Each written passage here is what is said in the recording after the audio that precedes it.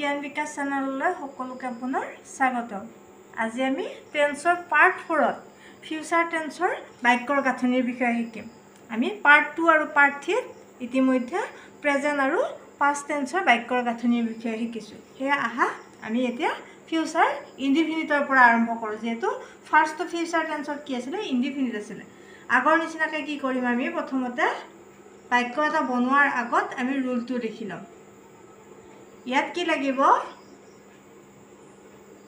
একে হয় সাবজেক্ট, তাৰপিছত কি থাকে পাষ্ট আৰু প্ৰেজেন্টত কি নাছিলে, হেল্পিং ভাৰ্ব নাছিলে বেলেগ, আমি কিহৰ ডু ডিড আৰু ডাজৰ সহায় লৈছিলোঁ। ইয়াত কি থাকে কিন্তু হেল্পিং ভাৰ্ব এটা থাকে ইনডিফিনিটতো। তাৰপিছত লাগিব ভাৰ্ব 1, তাৰপিছত লাগিব অবজেক্ট। এতিয়া আমি এইখিনিৰ সহায়ত এটা অসমীয়াৰ পৰা ইংৰাজীলৈ অনুবাদ কৰিম, বাক্য এটা লিখিম। ফিউচাৰ ইনডিফিনিটত কেনেকুৱা হয়, বস্তুত কথাবিলাক কেনেকুৱা অৰ্থ প্ৰকাশ পায়, যেনিবা ভৱিষ্যতে কামটো হ'ব, হোৱা নাই বা হোৱাও নাই, হৈ যোৱাও নাই, সেনেকুৱা অৰ্থৰ বাক্যবিলাক হয় ফিউচাৰ ইনডিফিনিট। যেনিবা আমি সহজে লিখিছোঁ, তেওঁ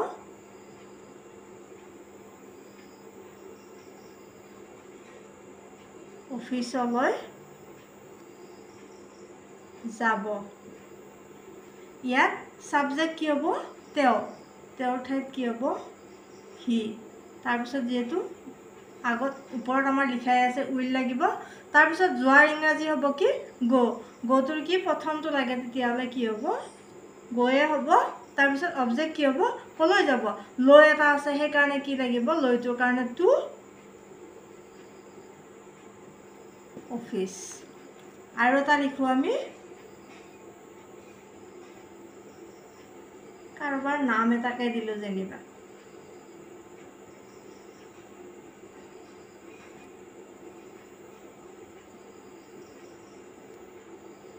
আহিব।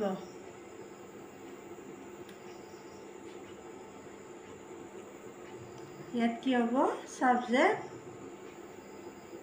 ৰবি, তাৰপিছত কি লাগিব, উইল, তাৰপিছত কি ভাৰ্ব, কি কাম কৰিব, আহিব, অহাৰ ইংৰাজী হৈছে কাম।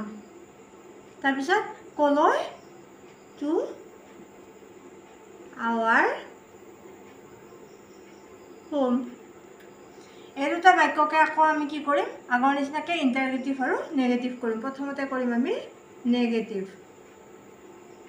নেগেটিভৰো আমি ৰুলটো লিখি লওঁ। নেগেটিভত কি লাগিব,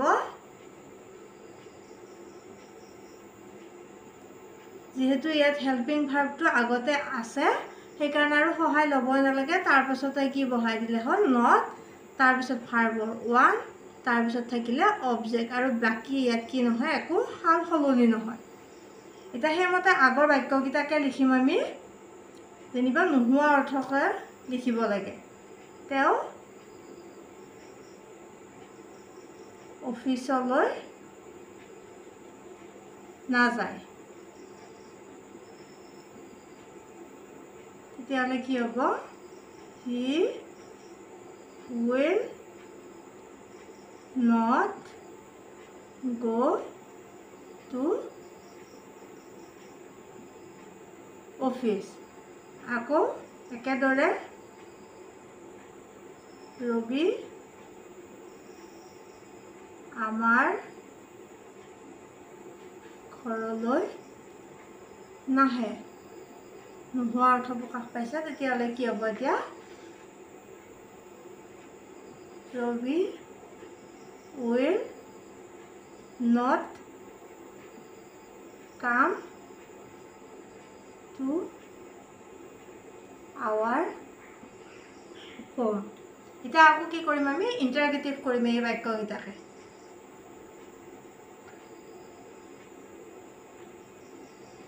ইয়াতো আমি ষ্ট্ৰাকচাৰটো লিখি লওঁ। ইয়াত যিহেতু হেল্পিং ভাৰ্ব আছে, তেতিয়াহ'লে হেল্পিং ভাৰ্বটো আগত আনি দিলেই হ'ল, উইলটো, তাৰপিছত কি থাকিব,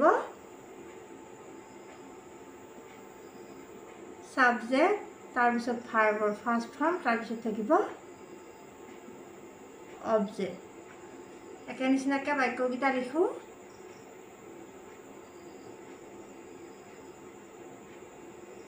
তেওঁ অফিচলৈ যাবনে সৰি মোৰ এটা কোৱাত ভুল হ'ল ইয়াত কি থাকে হেল্পিং ভাৰ্ব অনলি ইন্টাৰগেটিভ হয় ইয়াত কি থাকিব আৰু এটা সেল থাকিব সেলটো বহাই সাবজেক্ট অনুযায়ী কোন গিটাৰ লগত ফাৰ্স্ট পাৰসন সিঙ্গুলাৰ আৰু প্লুৰেল ফাৰ্স্ট পাৰসন সিঙ্গুলাৰ যেটো আই আছিল প্লুৰেলত কি থাকে উই থাকে এই দুটাৰ লগত কি বহিব সেল বহিব বাকি বিলাকৰ লগত সবৰ লগতে কি বহিব উইল বহিব তেতিয়ালে এটো যেটো থাৰ্ড পাৰসন সিঙ্গুলাৰ নাম্বাৰ তেতিয়ালে কি বহিব ইয়াত কোনো কথাই নাই উইলে বহিব will he come to office 2 number থাকিলে ৰবি আমাৰ ঘৰলৈ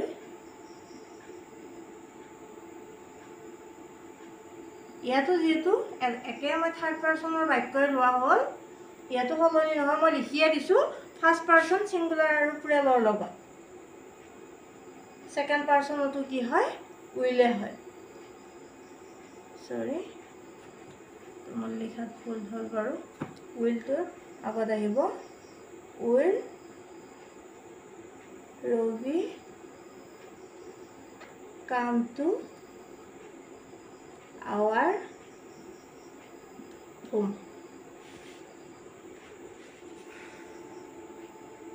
এবাৰ আমি ফিউচাৰ টেন্সৰ সেকেন্ডটো হৈছে ফিউচাৰ কন্টিনিউয়াস ইয়াৰ কি লিখিম আমি ৰুলটো লিখিলো ইয়াৰ কাৰণে কি লাগিব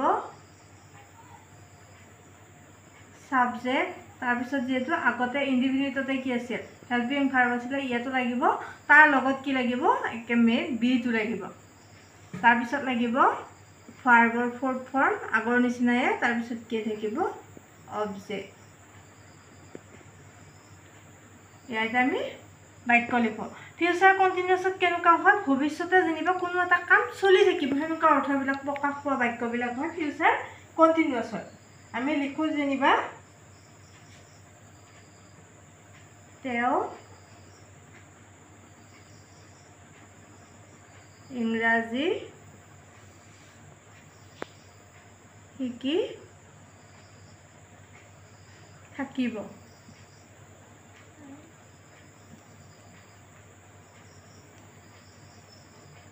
তেতিয়ালে কি হ'ব হি will be শিকাৰ ইংৰাজী হৈছে যেটো কি কাম কৰি থাকিব শিকি থাকিব শিকাৰ ইংৰাজী হৈছে লাৰ্ন এটো হৈছে ভাৰ্ব তাৰ পিছত কি লাগিব ফৰ্থ ফৰ্ম বুলি কোৱা হলে ফাৰ্স্ট ফৰ্মৰ লগত আইএনজি আছিল তাৰ পিছত অবজেক্ট কি শিকিব ইংলিশ তাৰ পিছত আৰু এটা আমি বাক্য লিখো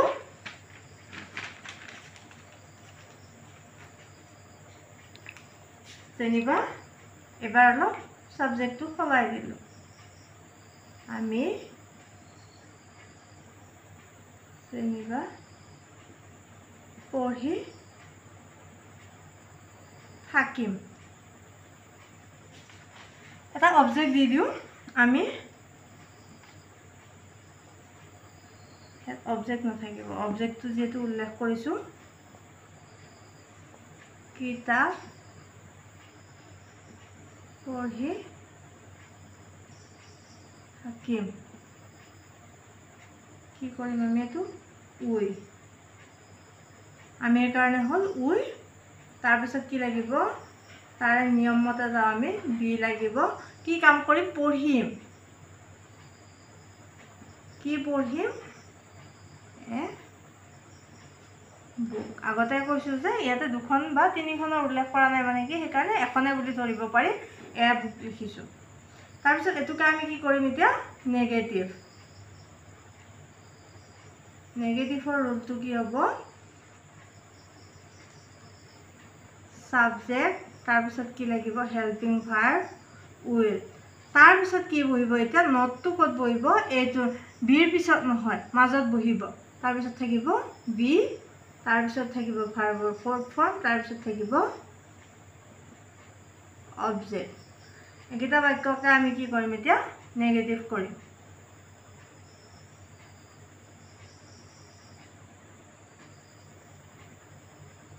তেওঁ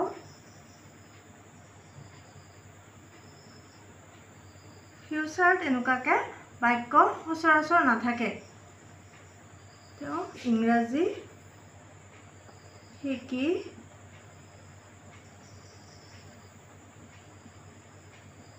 নাথাকিব।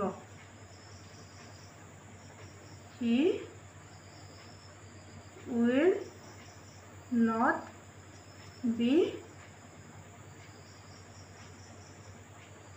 learning English. তাৰপিছত 2 নম্বৰত কি দিছিলোঁ? আমি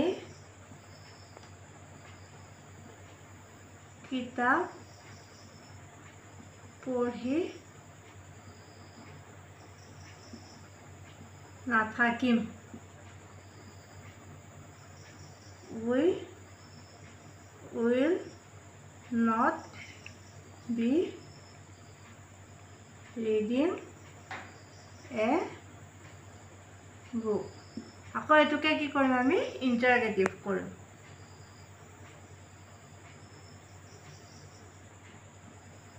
তাৰ আগত আমি কি লিখিলাম ইয়াৰ কথনটো লিখিলাম। কৈছে কুৱেশ্যন মাৰ্কত কুৱেশ্যন সোধা যদি বাক্য হয় তেতিয়া তাত কি থাকিব চেল থাকিব, বাকীবিলাকত নাথাকে। সিম্পল আৰু নেগেটিভ নাথাকে। উইল তাৰপিছত থাকিব কি সাবজেক্ট, তাৰপিছত থাকিব বি, তাৰপিছত থাকিব ভাৰ্বৰ ফৰ্থ ফৰ্ম, তাৰপিছত থাকিব অবজেক্ট।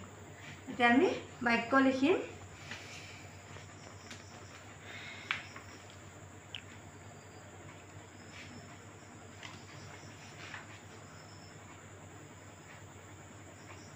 তেওঁ ইংৰাজী শিকি থাকিবনে? Will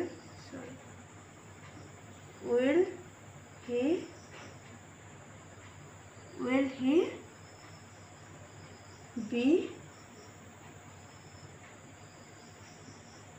learning English? তাৰপিছত থাকিব কি আমি কিতাপ পঢ়ি থাকিমনে? ইয়াত কি হ'ব যেহেতু আমি আছে আমি বুলি কোৱাৰ লগে উইৰ লগত কি বহে বুলি কৈছিলোঁ মই আগতে চেল, সেইকাৰণে চেল বহিব। চেল উই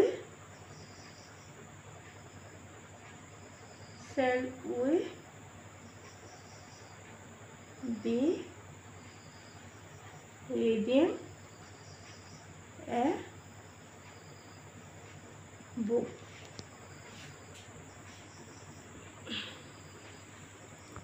ফিউচাৰ পাৰফেক্ট, ইয়াৰো আমি কি কৰোঁ আগতে ৰুলটো লিখি লওঁ। ইয়াত লাগিব সাবজেক্ট, তাৰপিছত উইলৰ লগত লাগিব পাৰফেক্টৰ কাৰণে হেভ, তাৰপিছত লাগিব ভাৰ্বৰ থাৰ্ড ফৰ্ম, তাৰপিছত লাগিব অবজেক্ট। এতিয়া আমি বাক্য বনাম।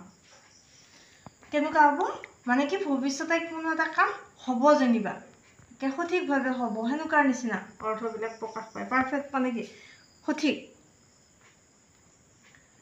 যেনিবা তেওঁ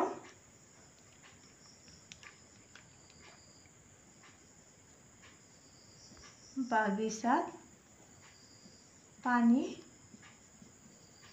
দিব,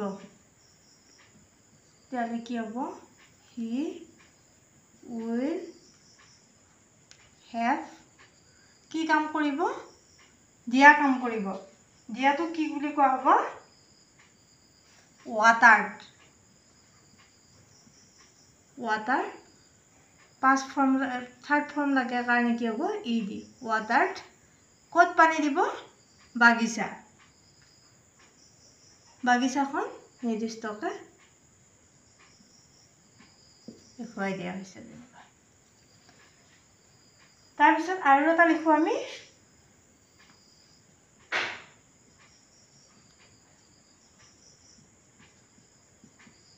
পাচলি কিনিম we will have কি কৰিম কিনিম but কি কিনিম পাচলি have but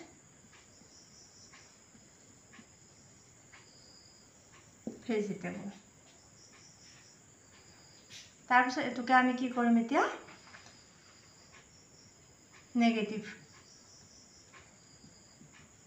নেগেটিভৰ ৰুলটো লিখিলোঁ আমি সাবজেক্ট তাৰপিছত লাগিব will তাৰপিছত লাগিব not তাৰপিছতহে থাকিব কি have তাৰপিছত থাকিব বাকিখিনি একে হয় ভাৰ্বৰ থাৰ্ড ফৰ্ম তাৰপিছত থাকিব অবজেক্ট একেগিটাকে বাক্য লিখিম আমি তেওঁ বাগিচাত পানী নিদিব he will not have watered the garden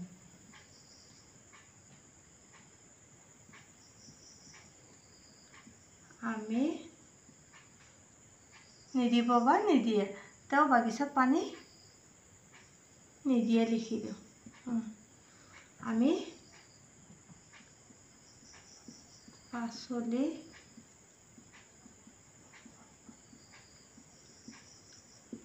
কিনো কি হ'ব we will not have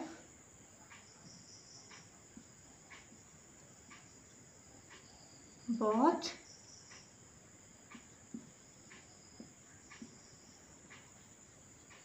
vegetable এটোকে আকৌ আমি কি কৰিম ইন্টাৰগেটিভ কৰিম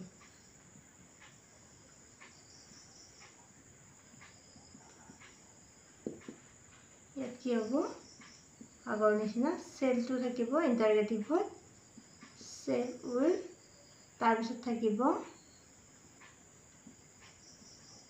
সাবজেক্ট তাৰপিছত থাকিব have তাৰপিছত থাকিব ভাৰ্বৰ থাৰ্ড ফৰ্ম তাৰপিছত থাকিব অবজেক্ট বাক্য আমি লিখিম এতিয়া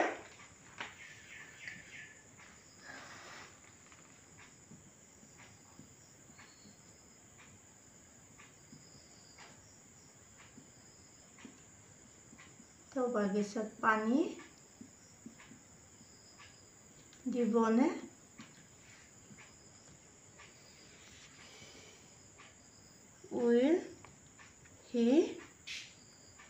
will he have watered the garden তাৰপিছত 2 নম্বৰত কি লিখিছিলোঁ আমি পাচলি কিনিম নে তাহলে কি হবে ইয়াতে সেল we have bought